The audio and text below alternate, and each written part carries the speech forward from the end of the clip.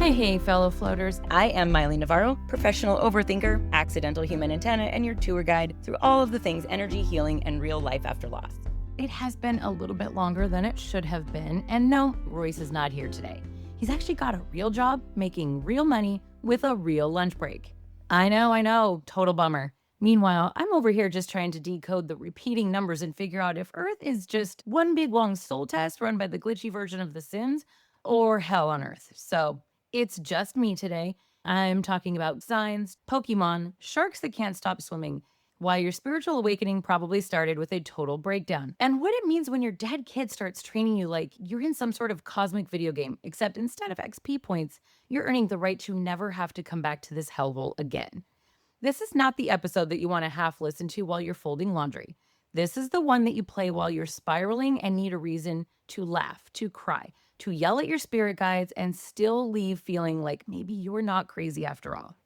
My friends, this is the afterwards, and this episode is this hell? And if it is, we're getting the fuck out. So let's go.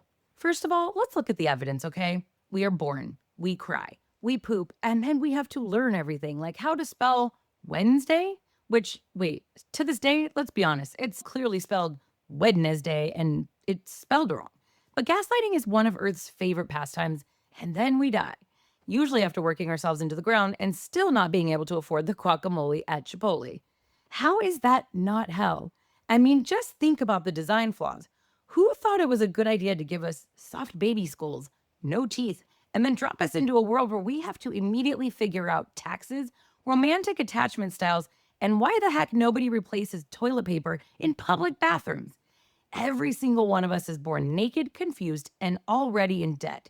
You come out of the womb and boom, hospital bill. They literally charge your mom for the skin-to-skin contact. Like, congratulations on the miracle of life. That will be $7,950. Why? For touching your own baby. And let's not ignore the fact that the minute you start getting your bearings, life is like, you figured out walking? That's so cute. Now, here's some peer pressure, childhood trauma, the climate crisis. Good luck, you fucking loser. And let's talk about school. From age 5, you're expected to sit still for 7 hours a day, suppress every instinct your body has to move, to breathe, or to fart freely. And if you struggle, you are disruptive. I'm not disruptive. I'm alive. And you know what's hell adjacent? Making 8-year-olds spell anti-disestablishmentarianism in front of an auditorium full of people wearing a number like they're auditioning for death itself. Spelling bees are just the Hunger Games with more consonants. Now we're moving on to adulthood. Do you know how many passwords I have? At least 150. And every site wants a strong password, which means it has to include a capital letter, a symbol, a birth chant, a feather of a phoenix, and a drop of your ex's blood. And then still, it says your password is too weak. It's literally, I hate my life 2025. And don't even get me started on email threads and group chats. You know what's eternal damnation?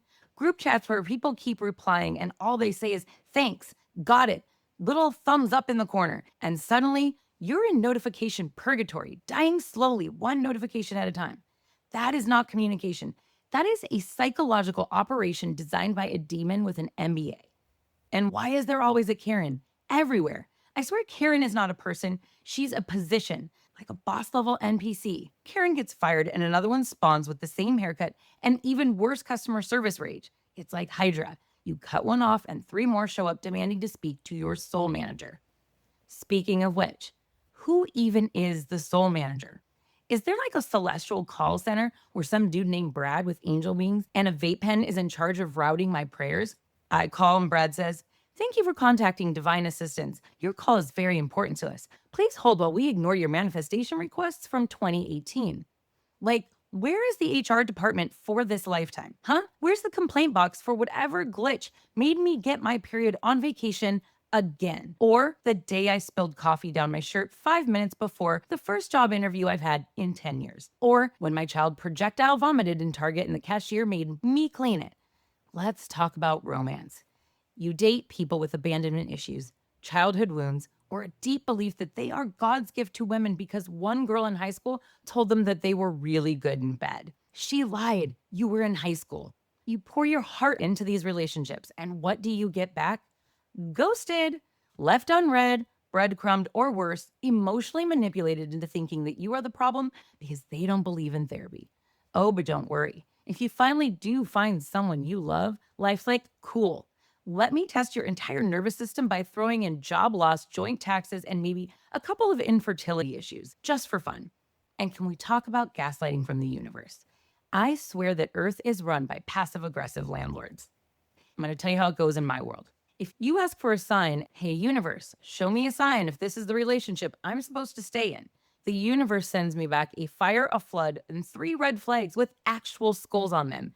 Me sitting over here like, maybe I'm being dramatic. That can't be real. Every single time I ignored a red flag, the universe adds a strobe light and a megaphone. And I'm still like, well, maybe he's just emotionally unavailable because Mercury's in retrograde. No, bitch, he's unavailable because he sucks and you're in hell and this was a test. Hell isn't fire and brimstone. Hell is standing in line at the post office behind someone mailing a package shaped like a live raccoon while your bra strap digs into your back fat and someone behind you starts humming off key on purpose. Hell is those moments where you stub your toe on the table at 3 a.m. and it is so intense that you genuinely wonder if you need to write your will. That is not normal pain. That is divine punishment. That is your soul being flogged by IKEA for your sins. Hell is watching the ice cream fall off your child's ice cream cone in slow motion, knowing full well that it is a Category 5 meltdown incoming and no amount of gentle parenting is going to save you. Hell is driving through LA traffic on a Monday with cramps, having to shit, and a dying cell phone, and Waze rerouting you in a direction that puts you directly in a street parade for a holiday you never knew existed. Don't even get me started on capitalism. You have to pay to exist here. You have to pay for food, water, air, shelter, and if you die, guess what? Got to pay for that too. Coffins are $5,000 easily. Cremation alone to get handed to your loved one in a plastic bag is a minimum of $1,500. You're broke, and now you're broke and dead. I swear to God, this planet runs on DLC. Life is just The Sims with bad microtransactions and horrible Wi-Fi. And the irony, you're expected to be grateful through all of it. Practice gratitude, meditate, journal, use affirmations. Sure, let me affirm that I'm one delayed Instacart order away from going full exorcism on my neighbor for vacuuming again at 3:33 in the morning. Look, I'm not saying Earth has to be hell. I'm saying if it walks like a duck, screams like a duck, and tries to drown you in spiritual homework like a duck, it might be the underworld dressed in a Forever 21 hoodie. If this is school for souls, then I'm telling you right now, I want a refund. I'm fucking dropping out. This is not an education. It sucks. I did not enroll in Suffering 101 taught by Professor Trauma. Thank you very much. You think you signed up for a degree in heartbreak, grief, and navigating the health insurance marketplace? No. No one chooses that major. We have all been tricked. This is a cosmic hazing. And the worst part, the real twist in this plot, somewhere, somehow, we agreed to this. Some spirit guide with a beard and a clipboard was like, all right, Maile, you are headed to Earth next. This is the last level, I swear. It's going to be hard, but you're going to grow so much. And I was like, totally, I'm ready, sir. Throw me in, coach, while doing spiritual backflips in an astral plane. No, bitch, I was not ready. And nobody warned me that Earth was a chaotic blend of grief, DoorDash, TikTok spiritual coaches, and trying to decode the meaning of bird poop on your windshield like it is an encrypted message from the beyond. So yeah, I'm calling it Earth is hell. And not even the efficient, organized kind. It's more like the abandoned theme park version of hell, where none of the rides work, all of the clowns are on strike, and your ex is the ticket taker. The clues are everywhere, and if you're not seeing them yet, oh, don't worry, you probably will. While you're waiting on hold for your internet provider for 47 minutes just to be told your router is perfectly fine and you should try unplugging it. That is the sound of the devil, folks, and his name is Spectrum. All right. I know some of you are like, but Maile, maybe this is just one life. Maybe you chose this. Maybe you chose your soul path and you are here to evolve. Cool. Love that for me. But if reincarnation is real, then this planet is just spiritual summer school for souls who couldn't stop talking in class and now have to stay late with the janitor. Seriously, Earth feels like detention for spirits who got a little too spicy in Atlantis. Some of us think we're here voluntarily. I go back and forth. Am I here voluntarily? Maybe I chose to be born during the rise of AI, climate collapse, and whatever hell else is going on with airplane etiquette. Or I was sentenced, and this is karma community service. The universe was like, oh, You lied to your soulmate in 1732, and I saw that you kicked a dog in medieval France. Boom, you gotta go back. My soul? Wait, where? Universe, Earth, me. No! Universe. Also, you'll have lower back pain starting around 27, anxiety about your eyebrows, and a 4-year situationship with a man with mommy issues who doesn't believe in therapy. Me? Can I just burn in a fire instead? Nah, this is worse. You're gonna have to network. You'll figure it out. Have you ever felt how dense the energy is here? Like sometimes I wake up and it just feels like I'm pushing through molasses made of expired sadness of everyone on the planet. Why is gravity so rude? Why is breathing here so loud? And the soul lessons they assign us? Always the same theme. Let go, surrender, divine timing, trust it, believe in the signs, learn to love without attachment. Okay, first of all, I just paid $8.99 for oat milk, so I'm a little too attached to this dimension. And second, why is my curriculum so vague? May I please get a syllabus or a study guide? Anything. I want to know who's in charge of soul placements. I bet it's some jaded old spirit named Dick, who's just like, she cheated in her past life. And his partner says, ooh, throw her in 2020. Dick says, damn. The other guy's like, yep, pandemic, isolation, internet fights, Saturn return, full combo. Dick says, that's brutal. The other guy, she'll thank us when she ascends. Dick says, or she'll start a podcast. Too late, Dick, I already did. And can we please ask why every spiritual teacher out here is telling me to learn the lesson so that I don't have to repeat it in the next life? Like this is driver's ed, and if I could just pass the written test, I won't get reincarnated as a barista with joint pain and my own daddy issues. Excuse me, but I would like to know who approved this lesson plan. Why can't I just come to Earth to learn something relaxing like how to build blanket forts for sad friends, or how to intuitively cook pasta with my ancestors whispering the recipe in my ear? Why is it always trauma and healing and face your deepest fear during Mercury retrograde? And let's be honest, half of us don't even know what our lesson is. We're just spiraling. Is it self-worth? Is it boundaries? Is it stop texting that guy who ghosted you and then reappeared during Scorpio full moon with a playlist? We don't know. We're just tired. And don't even get me started on karma. People treat karma like it's this cute spiritual cause and effect system. Like if you donate $5 to a dog rescue, you will magically get a raise or find your twin flame in the produce aisle. Yeah, no, karma's not a vending machine, and it's more like a long-term loan with no due date, terrible customer service, and interest rates that make student debt look generous. Hey, universe, I've been doing some shadow work and some inner child healing and writing forgiveness letters to my ancestors. Karma wrote me back and said, cool, here's a flat tire and a bill for dental surgery. My response, but I lit incense, Karma says, and I lit your patience on fire. Let's call it even. Sometimes it just feels like we're being trolled. Like the universe played Grand Theft Auto Earth Edition, and every time you level up spiritually, it unlocks a harder level. Like, cool. Oh, I forgave my ex and made peace with my trauma. Now here's a surprise tax audit and a dream about your dead dog. This isn't healing. This is illegal hazing. And what's with soul families? You know the idea that we reincarnate with the same people over and over again to work through lessons together? Cute in theory, except in practice, it means that you were stuck arguing with your cousin Jessica about vaccines again and again, and she still doesn't believe that your dead grandma is sending you signs through license plate. Soul contracts or not, Jessica can kiss my ascension. What if Earth is just a group project from hell and I got assigned all of the people who didn't read the instructions? What if I'm the one doing all of the healing and the shadow work while they're still out there raw dogging reality and calling it vibes?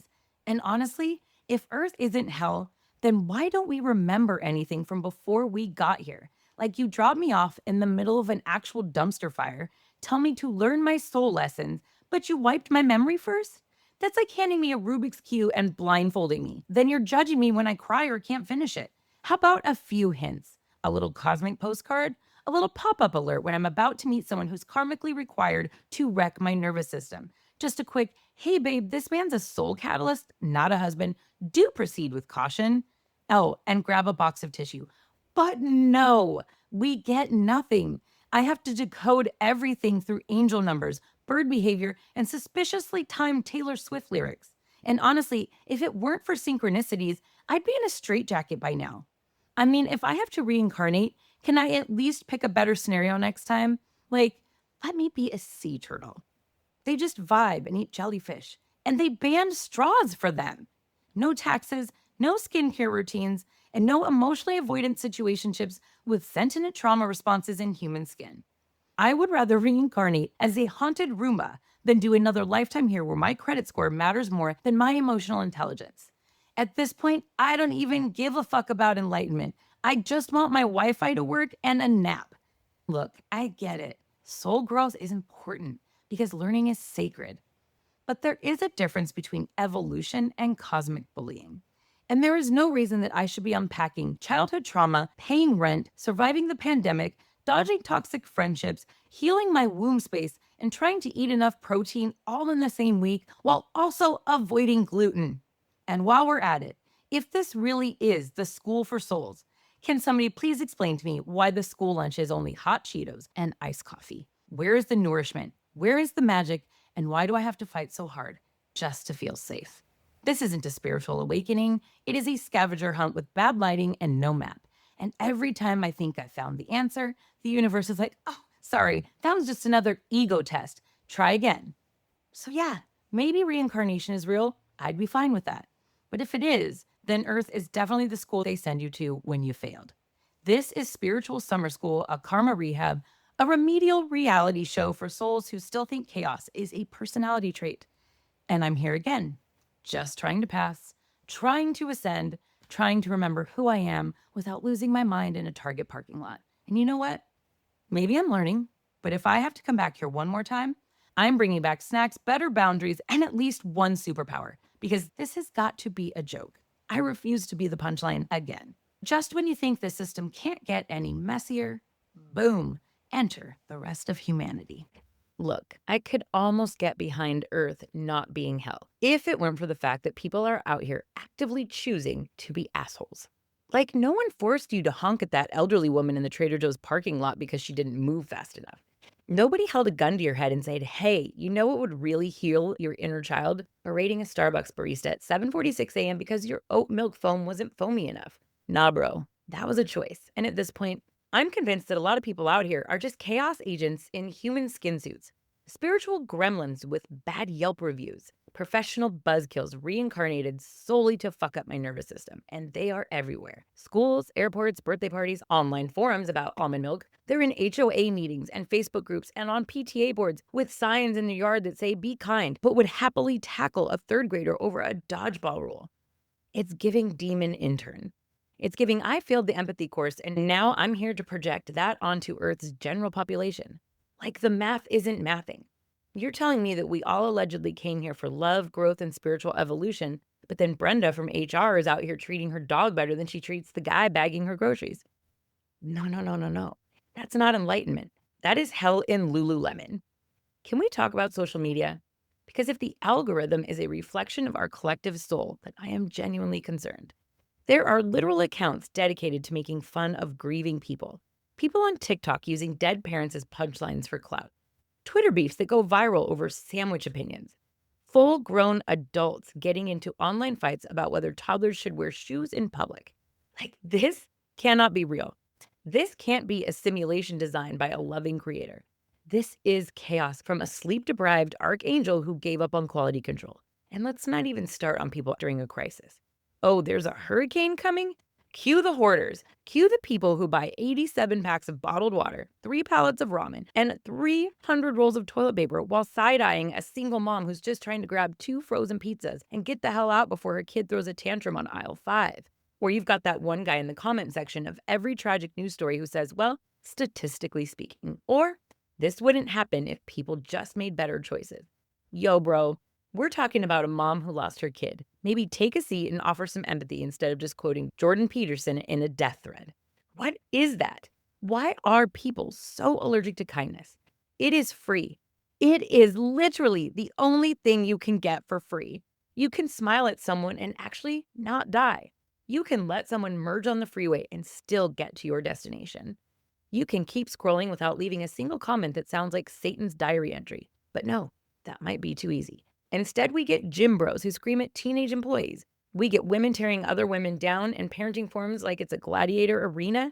We get people who tell grieving parents that everything happens for a reason, as if that's not the emotional equivalent of a paper cut on your left eyeball. Let me be clear. If I ever get told that God gives his toughest battles to his strongest soldiers ever again, I will file a restraining order against the entire angelic realm. Because no, I am not your soldier. I am a tired mom trying to survive capitalism with a trauma history and a very low iron count. Death is already hard enough. We've got grief, aging, credit scores, climate anxiety, and chin hairs that weren't there yesterday. The least we could do is not be assholes to each other. But nope. There's always the one guy in the group project who does absolutely nothing, shows up late and complains that you just didn't communicate well. There's always the woman at the kid's birthday party who stares at you like you're Satan for bringing store-bought cupcakes. And there is always that one spiritual influencer who will tell you that your chronic illness is because you're not vibrating high enough. That if you just said this, that those thoughts could heal it away. Are you fucking serious right now? I vibrated so high last night trying to meditate that I accidentally astral projected into Chris Brown's bedroom, and I still did not find inner peace. Don't come for me with your chakra superiority complex. The amount of times I have had to recover from people who think being right is more important than being kind, exhausting. And you know the worst part? We do it to ourselves. Self-meanness. We bully our own damn souls in the mirror. We replay every awkward thing that we have said since 2009. We call ourselves lazy for resting. We convince ourselves we're not worthy of love if we gain 5 pounds, forget to text back, or don't wake up at 6 a.m. and do breathwork with some man named Jasper on YouTube. It is a global epidemic of meanness. External, internal, energetic, and I'm just saying, if Earth were a reality show, the producers would have stepped in by now. They would have paused filming, pulled us aside, and been like, hey, listen, it is getting a little dark and y'all need some therapy, or a nap, or a group hug, because this shit is out of hand. But they haven't, because there are no producers. Only more tests, more situationships, more Karens with spiritual bypassing tendencies and zero impulse control. Hell is not fire. Hell is being stuck on this planet with other humans who refuse to evolve and chew with their fucking mouth open. Hell is giving 110% of your heart to someone and then watching them forget your birthday while liking thirst traps on Instagram. Hell is people who vape indoors, bring their dog to a restaurant, and then act surprised when it poops under the table. Hell is being ghosted, then haunted. Literally and spiritually. But you know what really seals the deal for me? The way people deal with grief, the way people treat grief. We live on a planet where everyone, literally everyone, is going to die eventually, and yet no one knows how to talk about it. We tiptoe around death like it is contagious. We shame people for still mourning after too long. We don't teach anyone how to feel things. We just throw platitudes at the pain and hope no one cries at work. You know what's hell? Trying to parent your living child while grieving your dead one and pretending to be a functional adult in a world that doesn't have bereavement parking. I swear, Earth is the only planet where you're expected to return to work after cremating your child and answer emails like just circling back on that invoice without yeeting your laptop into the abyss. People don't just choose to be mean here. They have industrialized it. They have monetized it. And they have made an entire personality around not giving a fuck. And I'm tired. I am tired of pretending that this is normal behavior because it's not. It's not humanity. It is inhumane. This is a spiritual pressure cooker where people are simmering in their own unprocessed trauma and then flinging it at each other like hot fucking soup. So yeah, this isn't just hell because it's hard. It is hell because people choose to make it harder on each other, on ourselves, on anyone who dares to live with an open heart. But maybe that's the assignment. Maybe hell is the place where souls go to remember how to be kind again. Maybe it's not punishment. Maybe it is rehab. I'm like, hi, I'm Maile. I'm a recovering people pleaser with rage issues and deeply ingrained fear of being perceived. Welcome to Earth Rehab. You'll be surrounded by triggers and expected to evolve. How long is the program? Several lifetimes. No refunds. No! So yeah, this isn't just hell because it's hard. And that's what makes this place feel impossible. Not just the hardship, but the cruelty of it. The choice to pile more on. But maybe that's the assignment. Maybe Earth isn't just hell in the punishment sense. Maybe it's hell in the boot camp sense. A soul training ground disguised as a group project from the underworld. Here's the part where I stop being sarcastic for a second and admit something. I don't actually think that we're doomed. I think this place feels like hell because it's where the unfinished souls go. The ones who haven't learned. The ones who still act out of pain instead of purpose.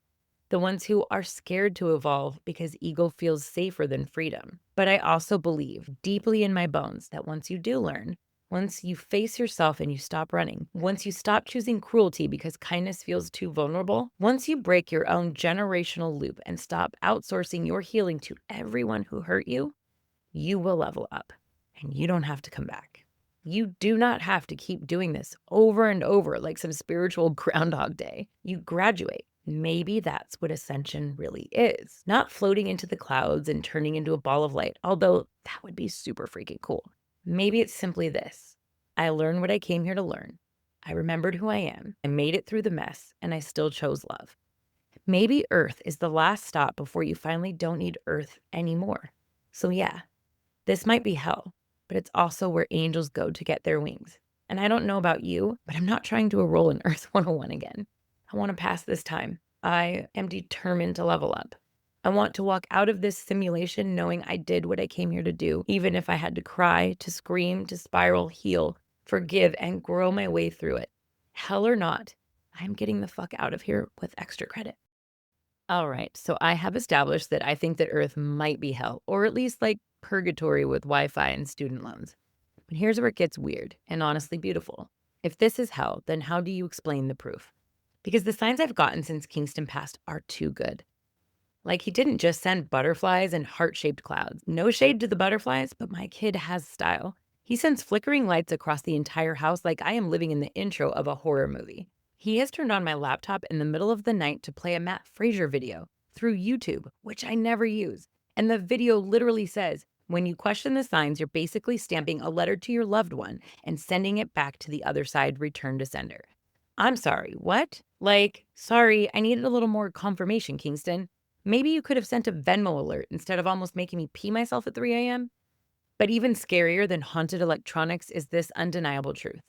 The signs don't just come to me. They come through other people for me, and I get signs for them too. And this is where we shift into interfaith paranormal crossover territory. This is the Avengers of spiritual proof. Let me tell you about my Jewish friend. She's amazing, fierce, grieving her daughter with the kind of dignity and rage that makes you want to cry and build a nonprofit. You know the type. And her daughter, who I actually never met in this lifetime, she sends me signs. Not subtle ones, not, oh, maybe I imagined it ones. I'm talking full-on clairvoyant, hi, Miley, I'm watching you cry in the bathroom again moments. She has come through mediums to deliver messages, and you know what's wild? Kingston has shown up for my friend, too. He sends messages in her dreams through mediums, through everyday stuff that shouldn't be meaningful, but it absolutely is. And guess what? I'm not Jewish. I was raised, I don't even know what, like Jesus aware with a dash of astrology and guilt. So if this is supposed to be a segregated heaven scenario, some kind of VIP section where only the baptized or the Hebrew school certified get through, someone needs to fire the celestial gatekeepers because our kids are clearly running wild across dimensions. They're like, oh, your mom needs comfort? BRB. It's like they're tag teaming their way through grief on our behalf. Like they met at the same soul cafe in the afterlife and made a deal. You get mine, I got yours. I mean, what is that? It's not cute, it's fucking proof. I know how this sounds. I am a deeply skeptical person for someone who now keeps a candle shrine in her kitchen. My friend and I were talking about this exact same thing, about how weird it is that we're both getting signs from each other's kids. So here's my point. Earth may feel like hell. It may be bureaucratic chaos, spiritual hazing, and grief boot camp all rolled into one. But these signs, the love that reaches across timelines and belief systems and sleep cycles, that's not hell. That is a reminder that you are not alone and that we are all going to the same place. That when we die, we don't get sorted out like a spiritual Hogwarts house into Christian heaven, Jewish heaven, agnostic holding room, and that one witchy girl's crystal vortex. We just go home. And our kids, they've already been there. They've been visiting us from there, dropping in, tapping us on the shoulder when we least expect it with random mirror numbers and the lyrics to a song I haven't heard in years. A dog with 3 legs, a flock of birds at 7-Eleven, even bird shit. Oh, did I not mention the 7-Eleven story? The link's in the bio. Go buy that one. You can check it out with the grief journal that comes with it. But honestly, all of those signs, those are so my son. Every single one of them is something that he taught me before he died. And if that's not proof, I don't know what it is. And if that doesn't make you believe that he's still here, still cheeky, and still very much Kingston, then you have not been paying attention. We think that we are alone in grief, but the signs say otherwise. The signs say, I'm not gone. The signs say we are all connected, no matter how far away I feel. The signs say that there is no such thing as goodbye. only I'll see you later. And the wildest part, they never come through the people you'd expect. Sometimes it's through a stranger. Sometimes it's through a Jewish girl who sends a message to a spiritual mom that she's never met in this lifetime. And sometimes your kid shows up for someone else because you were too closed off to receive it that day. And they help each other and they help us. And if that's not sacred, I don't know what is. So yeah, Earth might feel like hell. Maybe it is. And if it is, it's a hell where the dead break curfew just to come and check on us. A hell where signs drop in like cosmic DMs. A hell with homework, yes, but with extra credit in the form of license plates, candles flickering, and Pokémon stickers that show up only when you've lost hope. This is a hell where love doesn't die. It just changes. It sends you messages through other people's dreams. The day after Kingston died, I kept hearing one name in my head. We hadn't spoken 15 years. 15 years. Her daughter had passed years earlier. I don't know what it was. Grief, logic, grief, math. Maybe Kingston pulling strings from the other side. But the only person that I could think to call was her. I thought for sure she was the only person who would understand me. And so I called her. I didn't even know what I was calling to say. I just knew that I had to say, I don't know exactly what you went through, but I feel fucking crazy right now. I'm seeing things I can't explain, and I feel like I'm going to be committed. I'm getting all these nudges, and I don't know what's real anymore. I told her about this woman, the Uber driver that I'd had, that she'd pulled up in this tiny red clown car, which was Kingston's favorite color, and told me that she had been to heaven, just casually, like, hey girl, your son is good. I've seen the other side. The kicker? Well, you have to read the story. I don't want to ruin it for you. But let me just say this. It was a mic drop moment. A name too specific to be random, and it gave me full body chills, sobbing in the backseat of the Uber. It literally felt like Kingston was in the car with us. Not metaphorically, not symbolically, but literally there. I told my friend all about it, the timing and the madness of it all. And I remember her pausing, just breathing with me on the other end of the line, waiting for her to tell me I'm crazy. And then she said, I am so glad you called. I wasn't sure if I should say anything, and I didn't want to freak you out or overstep because I know he just passed away. But something happened, and my whole body went still. And the next thing she said to me was that the day after your son died, I was in a sound bath. I was trying so hard to connect with my daughter, but who showed up instead was your son. Kingston came running up to me. He came running up full force, like only he would, full energy, beaming, and said, please tell my mom I'm okay. Tell her I'm good, and gave her 2 thumbs up and told her to make sure that I knew that he was fine, playing his favorite game, wearing his favorite coat. He wore his favorite blue Adidas jacket everywhere. He loved soccer like no one else, like it was religion, it was joy, it was medicine, and he lived for it. And he showed up to her, not to me, not yet, to tell her that he was fine. And I lost it, because how could she have known? We hadn't talked in nearly 2 decades. She didn't know about the coat. She didn't know that he always gave me a goofy double thumbs up when I needed reassurance. And she didn't know soccer was his thing, that the field was his happy place, his actual heaven. And that's what I mean when I say we all end up in the same place, that there is no wall between the living and the dead. There is no wall between Jewish and Jesus aware. And there is no wall between her daughter and my son. The only thing there is love. Love that runs and love that wears your favorite jacket. Love that finds a friend that you haven't talked to in 15 years and uses her as the telephone line because your grief was too loud to hear the call. Love that doesn't need a map. It already knows where to go. So yeah, that sound bath story, that's fucking proof that is not a coincidence. It's not imagination. It's not wishful thinking. That was my son. That was divine coordination. And that was the moment that I realized that this veil isn't just thin, it's barely there. And if this is hell, then the light is breaking through it. Then the light breaking through it is our kids, our guides, our reminders. They're not gone. They're just playing soccer in their favorite coat while we remember how to listen, while we remember who we are. All right, well, here's the part where I admit something that makes no sense unless you've been spiritually bullied by your own dead child. My life is now a video game, and Kingston is the reason. Not metaphorically, not, oh, haha, life's a game. No, I mean full-on strategic, puzzle-solving, level-grinding, spiritual Pokémon simulator where the signs are the clues, grief is the fog of war, and I started this life with the emotional equivalent of a Magikarp. Yep, Magikarp. The useless, floppy sadfish with no attacks and dead eaves. That's me, emotionally, energetically, Magikarp-level coping skills. You know what happens when you try to win the game of Earth with a Magikarp? You get fucking annihilated. You flail around, you don't listen to your intuition, you second guess every sign, You spiral in the middle of a subway over a sandwich that was made wrong because really you're just mad at God, and the game keeps throwing you harder enemies while your dumbass Magikarp just sits there splashing uselessly in the corner like, I did my best. Meanwhile, Kingston's over here like, Mom, you're doing it all wrong. You're supposed to evolve. He made me play Pokemon in real life. I didn't want to. I didn't grow up with it. I don't know the characters, but he was obsessed with it. And if I wanted to spend time with him, I had to learn. Once I learned, I became obsessed. And it wasn't until after he died, a couple months even, it hit me. Pokemon wasn't a game. It was my training.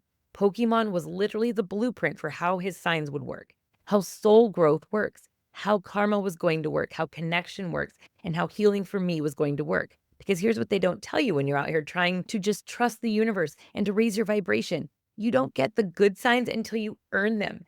Just like in Pokemon, you can't control the level 80s until you've leveled up. They will ignore you. They'll do nothing. You be like, give me a sign, and the universe is going to be like, just use Splash, use Flail. And when you do, nothing happens because you have not evolved yet. But something shifts, and eventually you can commit and you take steps. You start taking signs seriously. You stop calling them coincidences. You stop gaslighting yourself. And that fucking Magikarp, that bitch becomes Gyarados, and now you're fucking dangerous. You are ready. The signs come faster, and now you recognize that the flicker in the lights isn't random. It is your person. That Pokemon license plate, that's not silly. That is confirmation. That woman in the car with the name, I won't say it, but she was part of a level design. And once you start treating signs like real things, the whole freaking map lights up. It unlocks. Breadcrumbs appear. The clues line up. The game will reward you for your attention. The universe begins to trust you with higher frequencies and stronger allies, more outrageous synchronicities. And then you realize this was the plan all along. Not just to survive grief, but to wake up in it. To realize that this isn't suffering, it is a coded sequence. And every challenge is a boss level. Every betrayal, every heartbreak, every hospital bill, every whisper from the other side, it is a part of the story mode. Kingston made the choice to come here, to walk me through it, and to help me evolve. He didn't come here to play. He came here to train me. And once he knew I could stand on my own, he left. Because I had to learn how to soar on my own wings this time. How to finish what we started. How to become someone who doesn't splash and flail when the next loss hits. But someone who knows that I've trained for this shit, that I've seen the signs, I'm going to follow the clues, and I know this works. This is not a theory anymore. This is a spiritual system. It is a goddamn quest line. And I have made it through the first regions of grief, the betrayal caves, the rage gyms, and now I'm on my way to the Elite Four. I don't want to come back to this place, and I sure as fuck don't want to repeat this level. I am going to evolve, to ascend, and to graduate, and I want to take every person listening with me. So if you are still wondering if the signs are real, they are. If you're stuck on Magikarp status, it's okay. We all started there, but you don't have to stay there. You just have to play the game with your eyes open. And if you want help figuring out how, that's why I made this journal. Get the You're Not Crazy Signs journal. Literally, download the guide, start your own quest line. The link will be in my bio, or email me at livelikekingston@gmail.com. I will ship you one personally. This isn't just a woo-woo notebook. It's not some woo-woo energy. I'm not asking you to manage your feelings. I am asking you to start leveling up. This is your field guide to leveling up. Because if Earth is a video game, then signs are the cheat codes, and grief is just the tutorial. And love is the one thing that keeps working across every level, no matter what. And I'm telling you that right now, Kingston is still my player too. He just switched controllers, but he is going to help me win. All right, so if you have made it this far and you're still listening after I dragged you through the DMV reincarnation spell check trauma, the emotional Karens, and the Magikarp energy, then you deserve the truth. This is not just about grief. This isn't just about signs. This is about remembering why you're here and learning how to get the hell out. Literally, I don't think I'm coming back to Earth again. And not because I'm too enlightened or too wise or too healed. I am still a mess. I am still crying in parking lots. And I will still eat ice cream in my car like it is a sacrament. But I finally started playing the game right. You know who taught me? Kingston, my 9-year-old little boy who came here with his mission already locked in, who never stopped believing, who never stopped moving, who never ever gave up, and who never gave up on me. One who had a spiritual assignment Train me to survive this place. And maybe not just survive it, but win. And let me explain something about Kingston. He wasn't just obsessed with Pokémon, he was obsessed with sharks. He couldn't get enough. Watched every episode of Shark Week ever made, read the books, memorized every fact, knew every species. And if you've ever talked shark trivia with a 9-year-old boy, you know this is not surface level shit. It is a full on personality trait. And one day it hit me. One random day, probably mid spiral, post coffee crash, probably in a moment where I was asking, why the fuck am I even here for the 1000th time? I remembered what he always said about sharks. Mom, they can't stop swimming. They literally can't, Mom. If they stop moving, they'll die. Their gills require motion. Stillness means suffocation. And in that moment, it all clicked. That's the assignment. That is why I'm here. That was what he was modeling. And that's what I have to learn. You cannot stop. You do not give up. And you do not drown in your trauma and call it home. You just keep swimming. You feel every wave. You dodge every spiritual jellyfish. You lose everything you thought mattered, and you swim harder.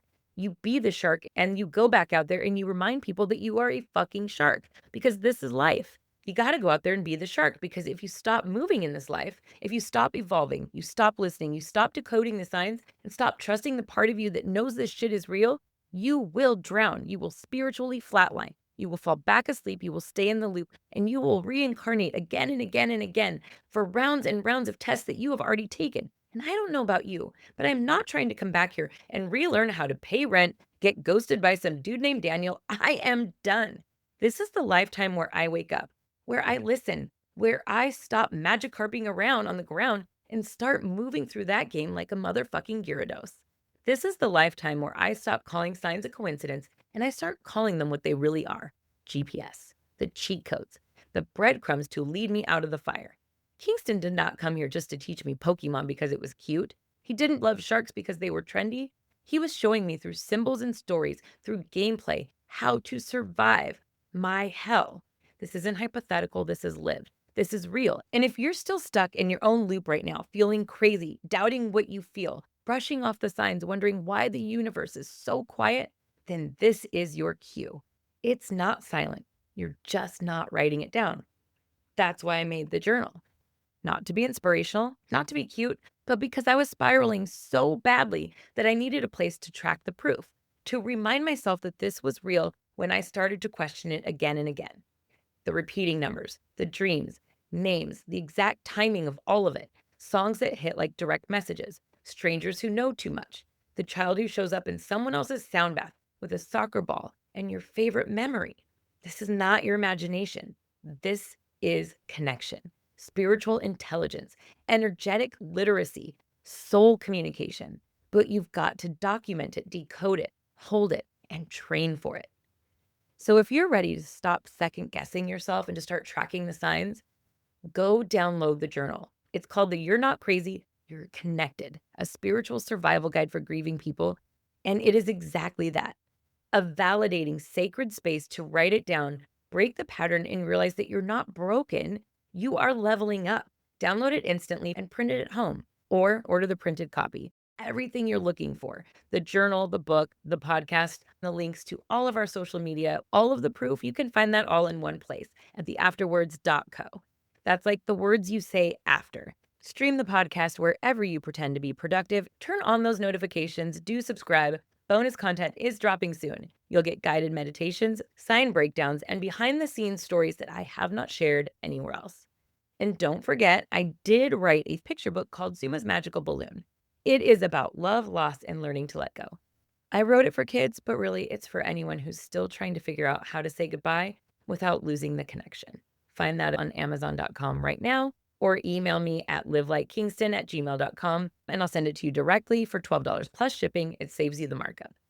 After all of that, all I want you to know is you are not crazy. You're not alone. You're not weak. You're not even a Magikarp. You will evolve. The signs are real. Love is alive.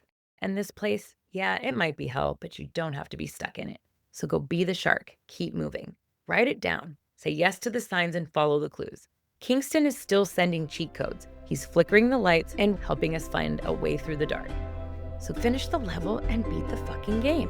Remember that all the work we're doing here, it's to get the fuck out of here. We're gonna do it with extra credit, shark fins up, and a Gyarados at our side. Game on.